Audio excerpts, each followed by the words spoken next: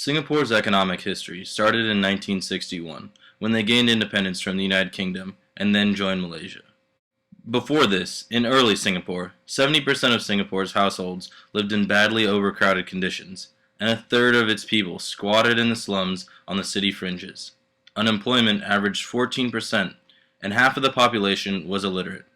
Then, in 1961, the Singapore government established the Economic Development Board to spearhead an investment drive and make Singapore an attractive destination for foreign investment. By the 1970s, industrial development was surging ahead as the Economic Development Board marketed Singapore to be a quick operations startup location where factories were built in advance of demand and a highly skilled workforce was readily available. Singapore's economy relies on capital and skilled labor to thrive. The manufacturing industry makes up the largest portion of the GDP at nearly 19%. As you can see in the chart to the right, electronics manufacturing makes up a substantial portion of Singapore's manufacturing output. Chemical production is another major industry in their manufacturing sector. Singapore's Jurong Island is the heart of their chemical production industry. The 12 square mile island just off the main island of Singapore serves as a world hub for petroleum refinement, chemical manufacturing, and chemical research and development. The manufacturing, construction, and service-producing industries have all increased by double digits over 2013 in Singapore. Because of Singapore's size, it does not have many natural resources besides fish because of its location to the Indian Ocean. Yet water itself is a scarce resource and has to be used wisely. Because of its lack of natural resources, Singapore is dependent on oil and natural gas imports. Unemployment in Singapore has remained very low for the previous years. As you can see in the graph, there was a spike in unemployment around the 2008 recession. That spike subsided by 2010. Unemployment is expected to continue to decrease as Singapore continues to expand its industries. Inflation in Singapore has recently decreased after some large spikes over the past few years. Since Singapore is dependent on trade and FDI, they are very vulnerable to price changes around the world. The Monetary Authority of Singapore expects inflation to increase to between 2 and 3% throughout 2014 based on global economic conditions. The Consumer Price Index in Singapore has continually increased over the past 10 years. Singapore's GDP continues to grow with its economy. As you can see in the graph, GDP in the country has been steadily increasing over the past 10 years. Singapore's manufacturing, construction, and multiple other service industries continue to expand and feed the nation's wealth. Singapore's small population and abundance of capital makes their GDP per capita very high. Currently, it is 274% of the world's average. Singapore is an extremely wealthy country. The people there enjoy a similar standard of living as those in the West.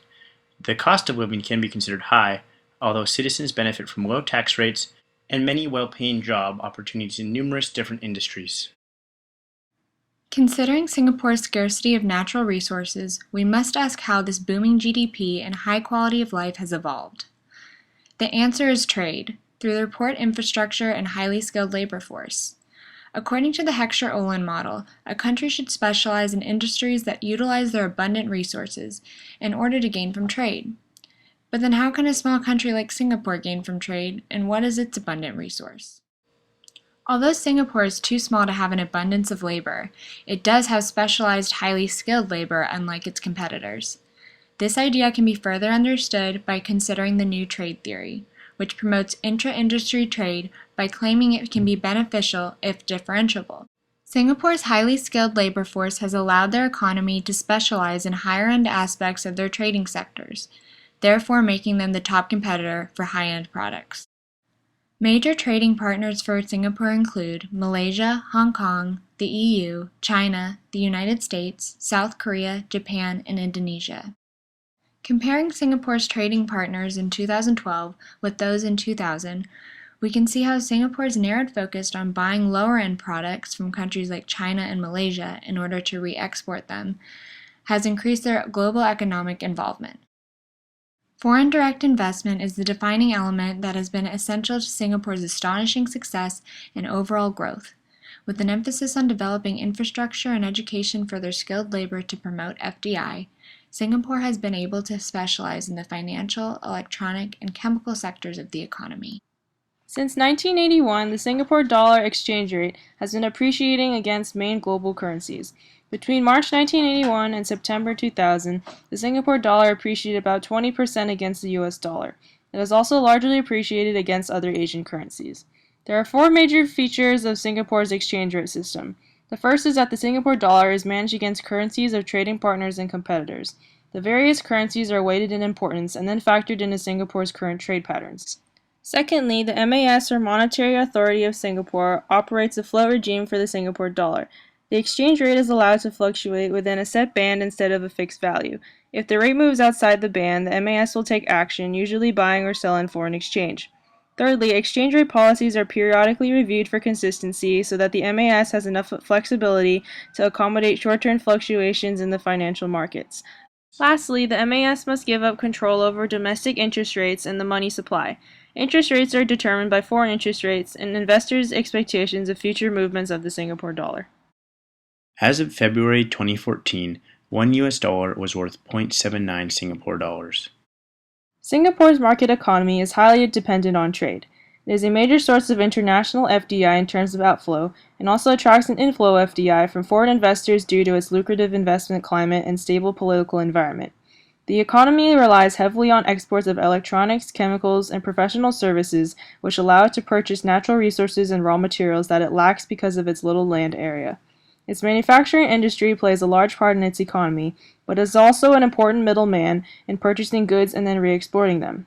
In 2011, exports totaled around $414.8 billion, which is almost 20 times their gross external debt. The economic sectors that Singapore's economy affects the most are the secondary and tertiary sector. It has little to no effect on the primary sector because it lacks many fundamental natural resources as previously mentioned. About 20% of Singapore's workforce is employed in the secondary sector. The most important is the tertiary sector, or the service sector, which provides jobs for 80% of Singapore's 3.03 million workers and employees. This sector creates 70% of the country's GDP and is the reason why Singapore has arguably the busiest and most impressive cargo port in the world. While Singapore's economic success is undeniably a product of various factors, Singapore can largely attribute its economic advancement to the continuous development and expansion of their domestic capabilities in order to accommodate the needs of foreign corporations. According to the World Trade Organization, Singapore remains one of the most market-oriented and open economies in the world and is also considered the easiest country in which to do business. Additionally, the 2014 Index of Economic Freedom ranked Singapore at the top with the highest economic freedom score of 89.4. There are no trade restrictions by the government, and there are very few tariffs imposed compared to most countries. According to the World Trade Organization, the few items that do have tariffs include alcohol, tobacco, petroleum, and motor vehicles. As recorded by the WTO in 2012, Singapore has had annual inflows of nearly $25 billion in FDI since 2007 alone. Restriction is very little and remains mostly in news and media, banking, and legal services.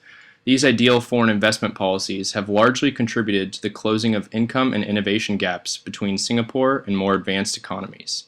Singapore's government has been called proactive for its creation of a policy environment that both provides the necessities for multinational corporations and benefits the people of Singapore.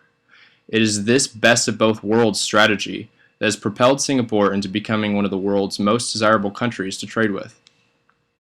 The exchange rate is set by a government organization called the Monetary Authority of Singapore, also known as MAS. Their primary goal is to achieve domestic price stability. They choose not to use either of the more common exchange rates, fixed or floating, but rather use what is called a managed float.